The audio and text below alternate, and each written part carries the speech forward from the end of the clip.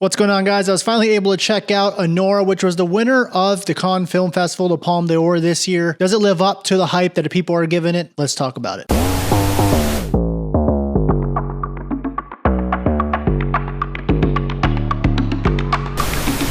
What's going on, guys? Welcome to the Movie Dive. Today we're going to be diving into the new Sean Barker film, Anora. Hey, how's it going? Just butting in here from the future. Yes, I get it. I said Sean Baker's name wrong about 5 times in this video. I'm sorry. It was a long day yesterday. Anyway, get over it. Back to the video.